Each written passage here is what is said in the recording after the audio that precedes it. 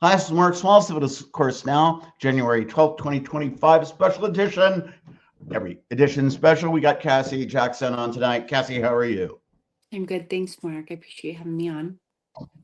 Well, we are here to discuss an incident that happened apparently on Friday at Carmel Clay schools. And can you fill us in on stuff, please? Sure, I sure can. Um, at one of the middle schools, which my twin girls attend, we had a lockdown that came across the announcements, and it was not a drill, right? As it turns out, and I don't know the results of the investigation. The Carmel police have been involved, but the what I'm hearing is that it was a child that stole a walkie-talkie of a staff member in the building and called this lockdown. There were also rumors that it was someone from outside that some way, um, there was IT, there's going to be IT investigation. Let's just put it this way. But anyway, a lockdown was called that nobody was aware of.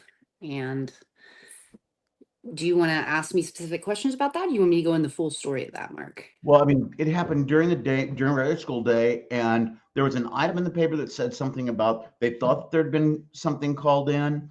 What do you think are the important points of this? I mean, all these kids were they? I mean, they're scared, right? Yeah, I mean, the main thing that I think that is really important that people keep in the forefront of their minds, right? Is this overarching, like, why are we having kids, which I think you and I talked about privately, even having to be worried, right, about lockdowns that are called for things that are like not weather related or not, you know, um, and our kids are now normalized this idea that we have lockdowns because of intruders. That's just going to be their reality. But there were a lot of kids that were scared. In one particular, I just wanted to share one particular story for because there, it was a prank, right? And so people can get caught up in um, this idea of, it was like, it's just a prank. It was a kid pulling a prank, but there will be potentially, right, children that were really impacted by this.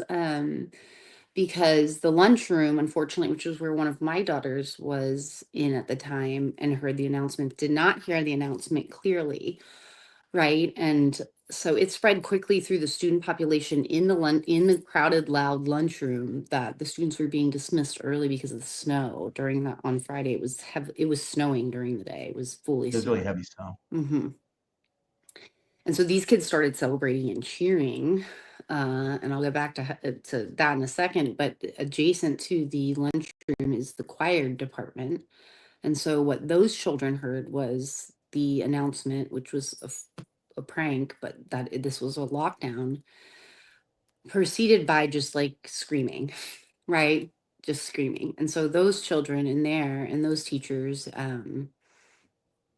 just, They, the stories they thought coming there out was of, something going on. yeah, and the stories coming out of that department that I've heard, of little boys like sharpening pencils and like trying to find like sharp metal things, and a few of them going against what the teacher's instructions were in in their little precious valiant selves, like of trying to stay back, and they were plotting how they were going to, as a little group, overcome an intruder, and would and you know and then other stories of kids crying and trying to help their friends who had more vocal noises when they were crying, remain quiet. And I just can't, like, that makes me really sad, because that's where it becomes, we can talk about it being a prank, but we wouldn't even be in this situation if at large yeah, go ahead. Didn't have guns everywhere. Yeah, thanks. Go ahead. You talk. Let's speak.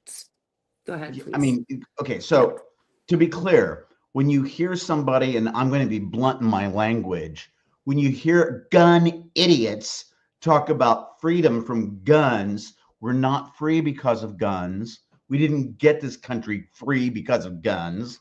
The British had guns, firearms, individual firearms, kill people. And if you want to look for why the colonies were able to get independence from Britain, it had more to do with the French Navy, French military assistance, that was cannon, and also how expensive it was for the British to ship things back and forth across the Atlantic, even news, because they had a colony over here, or 13 of them.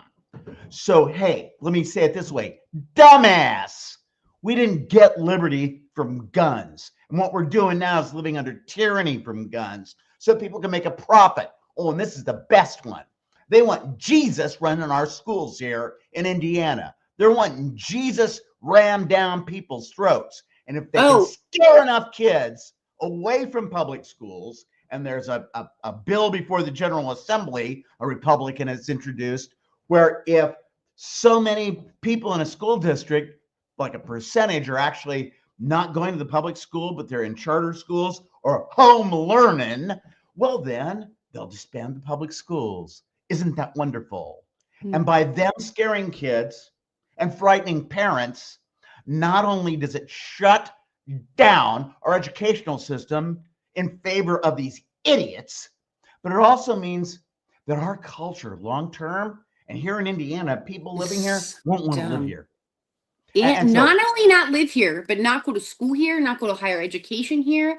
And it dumbs down the population worse than it already is. We already live in a state where we're like, I cannot even believe, and I'm going to do a shout out to my friends who I went to school with in college, but like, I can't believe the kind of shit that comes out of people's mouth right now. I can't even imagine if we didn't have public school and we were just like, here's a voucher, and every parent who we already judge for not like being a good parent or not having them their kids in religion, or having a black kid, I don't know, or a gay kid, like, here's a voucher, and you decide, and we'll decide too, where our kids go to school. Like, how the fuck is that going to work? That's not going to work. That dumbs down a society, because just the kind of people who you don't want your kids around, where you're like, oh my goodness, they don't know how to raise their kids, also don't necessarily have the resources or understand, like,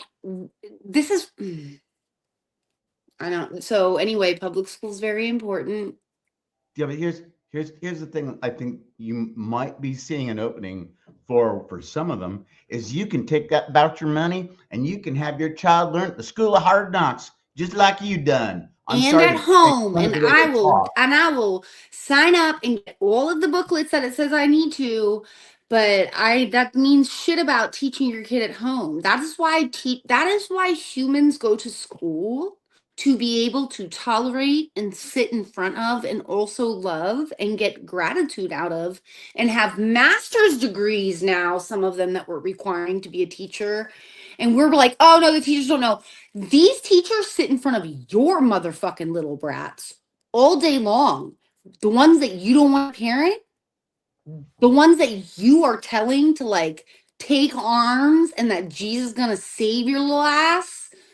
Those are the ones who the public school teachers have to mitigate in the classroom. Those behaviors, those frontal lobes with the rest of the kids who may have, relatively like shit, I don't know, normal quote unquote housing or parents at home. That is the kind of shit that these teachers are dealing with. That is the kind of training you need, because to deal with little humans or adolescents whose frontal lobes are not fully developed and not know how the fuck to behave in front of them is exactly the problem, and why we need public school teachers who have training to be able to mitigroup large groups of them and help with that emotional dysregulation that comes developmentally as a child. The fact that I'm going to stop because I know but that is wild. These weird ass people who procreate and want to not listen to professionals like teachers who go to school to be teachers and deal with all of that shit that you've procreated and now indoctrinated, and trying to get them to interact as little community members and social beings. Those are the motherfucking heroes. Okay? Well, Because here's bless your kid's heart, they didn't come into that. But these yeah, public school teachers are dealing with on both sides of it. but and the thing that's being pushed, and this last point to make, and then we'll close for tonight, because I think we're both really kind of angry about this whole situation, Yeah. is that when somebody says, well, parents got a right to determine what they're going to be teaching my child. No, actually, your child is You there to learn things about our government, learn how to speak. And when they say, well, no, I want to teach them values. No, then we fucking learn our teach them values. your values at home. They No, are going to learn in a public school system that they cannot always express their values if they're bigoted and it's hate speech. wait. No, I Sorry, learned my values in public school with interacting with other kids. me And I too. had values that I had learned at home. These are things that we acquired. Instead, what we have today is right wing fundamentalist Christian people wanting to shove their religion right down people's throats. Micah Beckwith, that goes to you and all you little bastards that follow along and beside him and behind him. Sorry if I was too coarse about that. Oh, you're not. And don't worry, everybody follow along because I'm going to be continuing to release I've been having a little series releasing videos on the Christian nationalist pastors. Right now there's five of them, but I'm investigating and getting news from the community about the other ones in Life Church. There are 4 locations in Indiana and Hamilton in Indiana, and you can follow along and find those videos with specific details of these pastors. So yeah. And then the last thing though, because somebody had like Beckwith Brigade making fun of like how they were backing up Beckwith. Beckwith is a coward. He's a chicken shit. He wouldn't debate me about this not being a Christian country. He needs to debate Mark. If Micah has balls, he will debate Mark, because before he became any kind of known to the people in Indiana, Mark and him had a relationship. And quite frankly, like, he continues to fucking refuse that debate. He couldn't handle it. He certainly can't handle me.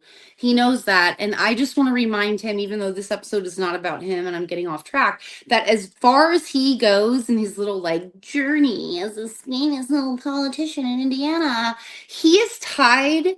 We are tied at the hip. And by we, I would like to say Beck, and Mark, and the HBIC of the Find Out, Cassie Jackson, because when people start to talk about Beckwith, they come to the 3 of us and Liddy Bear, but she's out of the game at the moment.